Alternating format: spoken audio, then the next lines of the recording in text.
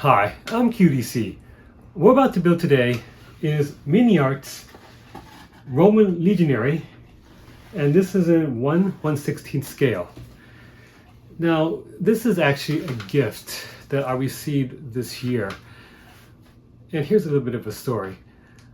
This year, I traveled to England to see my friend. Now, I've actually traveled a little bit further than I normally would. I normally would stay over in London, in that area, but this time I went over to Colchester. So what I've done was I flew over, from the United States over to London. Then I had to take the train from the train station in London over to Colchester. And then from there, my friend was there at the station to greet me. So he showed me all around his city, Colchester, and then he gave me this gift, this model kit for me to build.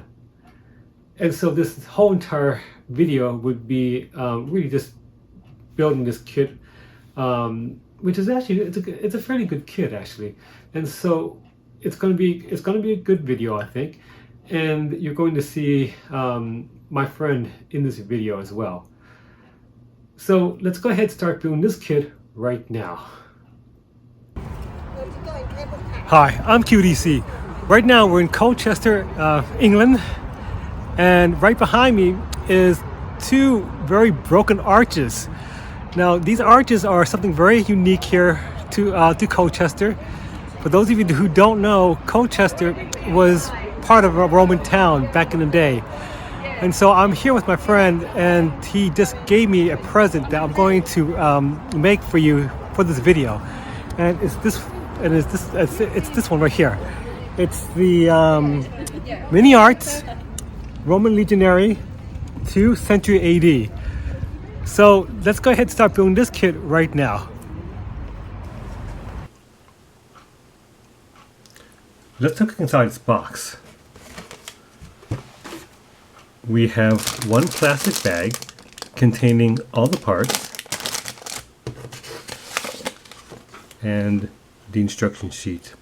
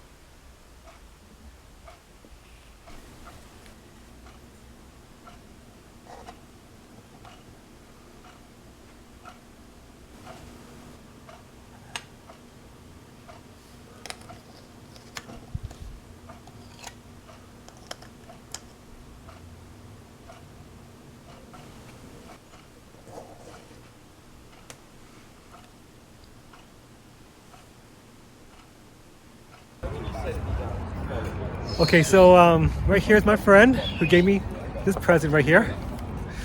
So we built the model kit, and now it's time for me to show you what I think about this kit so far. Take a look.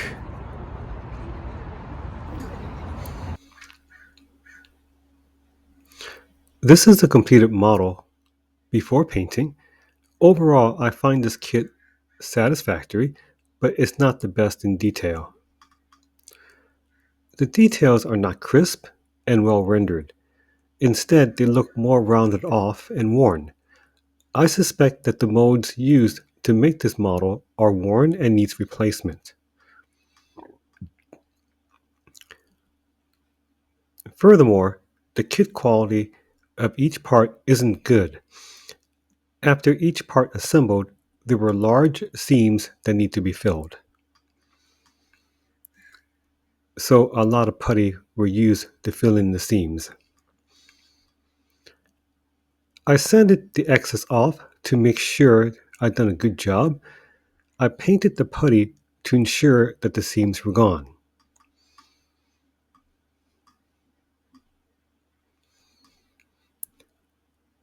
The face guards didn't attach to the helmet securely, so I added two strips of plastic to support it for better gluing, and the results are good. The face is well detailed and it has good facial expression, but a lot of the seams needs to be filled. Overall, this is a good kit to purchase and build for all skill levels. For the advanced model kit builder who are looking for high quality details, this kit will not meet your needs. It's time for me to paint the model.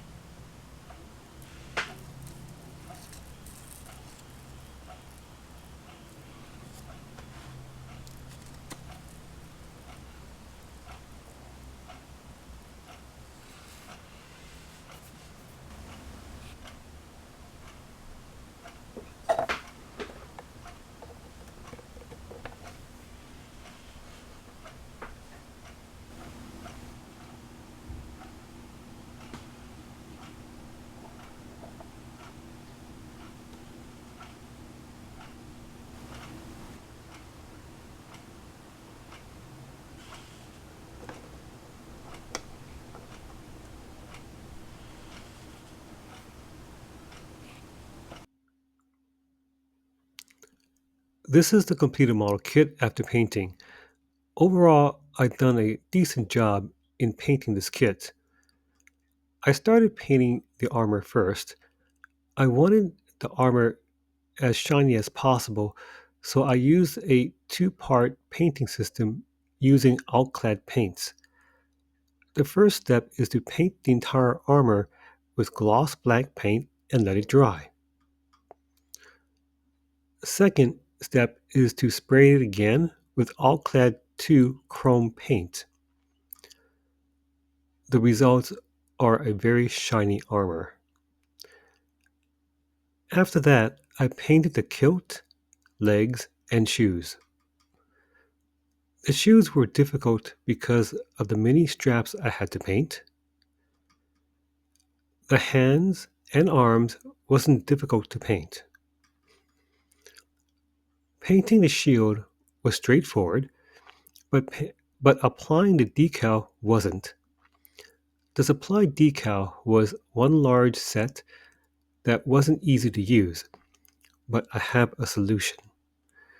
My friend recommended me to cut the decals in pieces and apply them separately. I took his advice and it worked. My friend gave me this replica Roman coin pin. Since this is a pin, attaching it to the base was easy. All I had to do was to drill a hole on the base and glue it on. I used imitation grass for the ground cover. I applied PVA glue on the base and sprinkled the grass on top of it. Now I'm going to briefly explain how I painted the face. To paint the face, I started with eyes first. I started painting the eye sockets with an off-white color, followed by adding blue pupils. Then I painted the various colors of shadows. I started painting the darkest shade of color first, followed by lighter shades of shadows. Finally, I added various highlights. I started the darker highlights, followed by the brightest highlights. I used this method for the arms, legs, as well. Painting the skins on this figure was easier for me. I normally paint figures on a much smaller scale, so painting this larger figure was fun. Once all parts were dried, I assembled them together. This figure has a lot of sentimental value to me. It not only represents my decent work, but it also represents my friendship I made with a good man from the UK.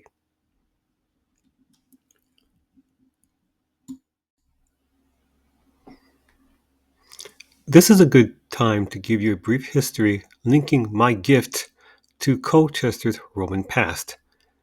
I didn't know this, but ancient Rome reached as far north into what we know today as Britain.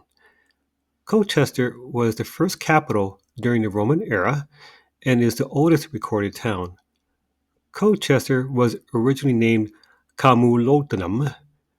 Rome made many establishments in Britain. In fact, the great metropolis we know today as London was originally a Roman town.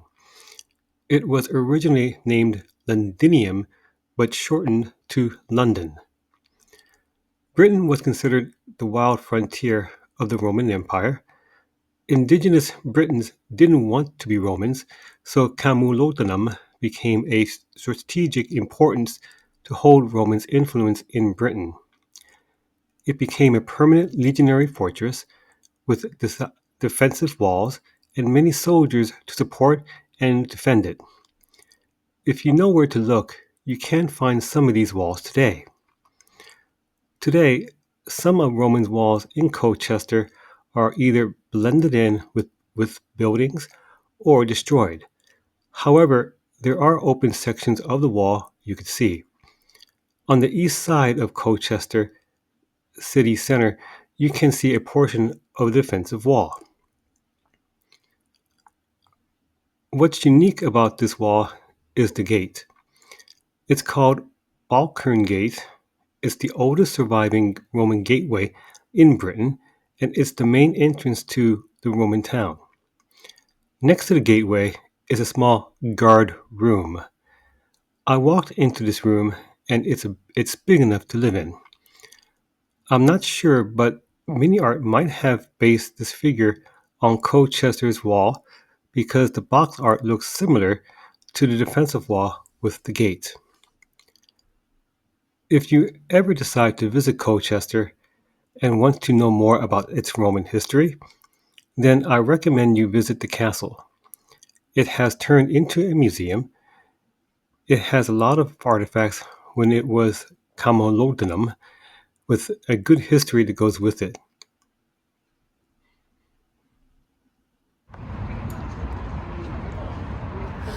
That completes this project. What you're about to see is a video slideshow of the entire model kit. But before I go, as always, just because I put this video here on YouTube, it doesn't make me a model kit expert, because I'm not an expert. I'm just a regular guy just like you. So please build a model kit of your own. And really, I just want to thank you for this model kit here, really. So I'm QDC here in Colchester, England. And please build a model kit of your own and enjoy it. Take care. Bye-bye.